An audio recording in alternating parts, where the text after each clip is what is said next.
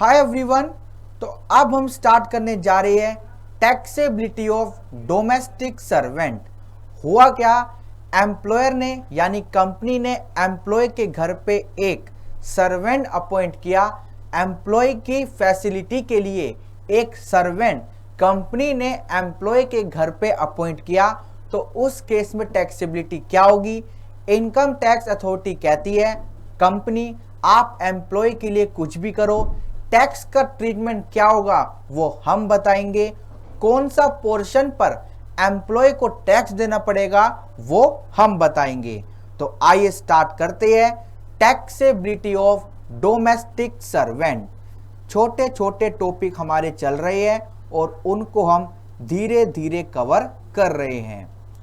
Taxability of domestic servant, ठीक है। तो हम केस बनाने चाह रहे हैं डोमेस्टिक सर्वेंट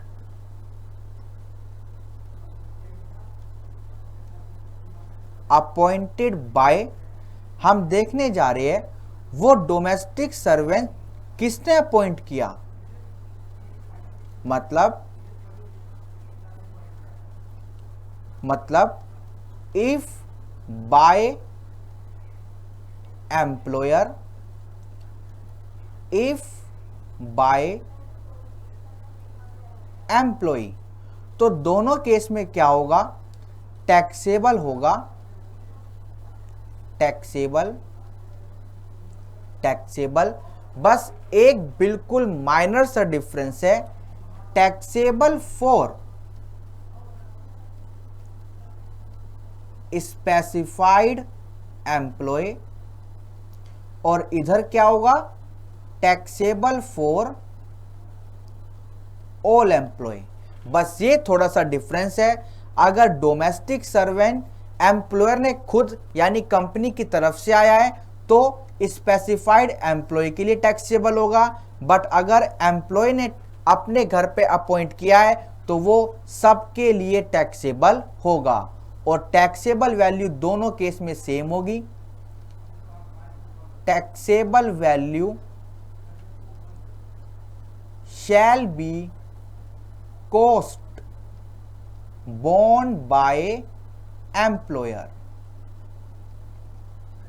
मतलब इस केस में क्या हुआ, जो बंदा ढूंढा वो तो एम्प्लॉय ने ढूंढा, पर कॉस्ट कौन बियर कर रहा है? एम्प्लॉयर।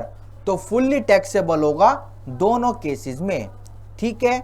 चलिए अब कुछ नोट देखते हैं इसमें। Note number first, if RFA owned by employer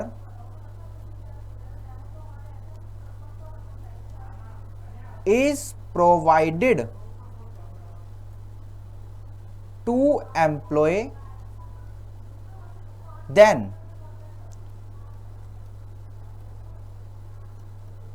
gardener's salary and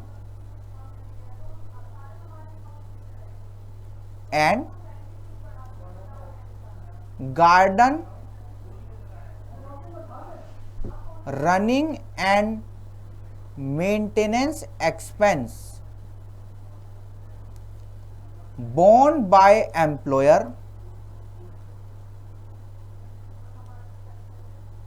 shall be exempt,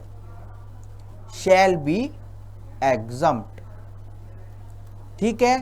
तो हुआ क्या, अगर एम्प्लॉय को एक RFA प्रोवाइड हुआ, जो RFA कंपनी का है, एम्प्लॉयर का है, तो उस केस में क्या होगा?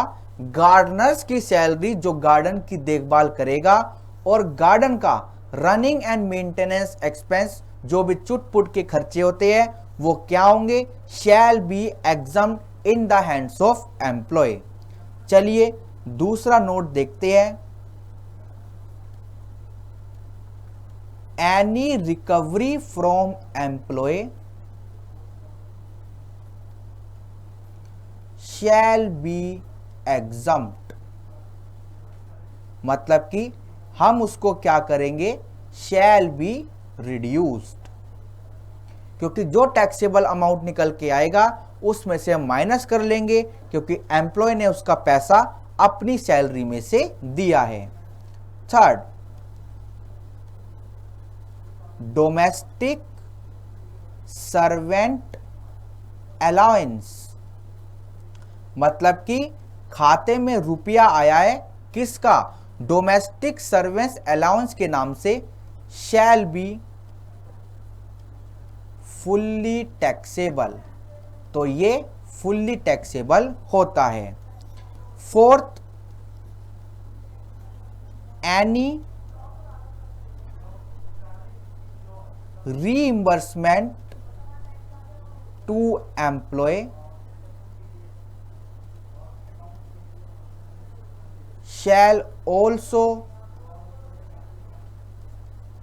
fully taxable। तो हमने 4 बातें पढ़ी। अगर RFA owned by employer provide किया गया तो गार्डनर्स की सैलरी और गार्डन का रनिंग एंड मेंटेनेंस एक्सपेंस क्या होगा, एग्जम्प्ट होगा। दूसरी बात हमने क्या पढ़ी, ये तो कॉमन थी, अगर हम एम्प्लॉय से कोई रिकवरी कर लेते हैं तो उसको माइनस करेंगे। अगर डोमेस्टिक सर्वेंट अलाउंस मिला है रुपयों में तो वो फुल्ली टैक्सेबल होता है, और अगर कोई रीइंबर्समेंट एम्प्लॉय को एम्प्लॉयर ने दिया तो वो क्या होगा, फुल्ली टैक्सेबल होगा। और ये था हमारा कॉन्सेप्ट किसका, टैक्सेबिलिटी ऑफ डोमेस्टिक सर्वेंट, जो सबके लिए टैक्सेबल होता है, बट अगर अपॉइंट किया एम्प्लॉयर ने तो सिर्फ स्पेसिफाइड एम्प्लॉय को टैक्स देना है, और अगर अपॉइंट किया एम्प्लॉय ने तो सबको टैक्स देना है। और टैक्सेबल वैल्यू क्या होगी, जो भी कॉस्ट बियर करते हैं एम्प्लॉयर।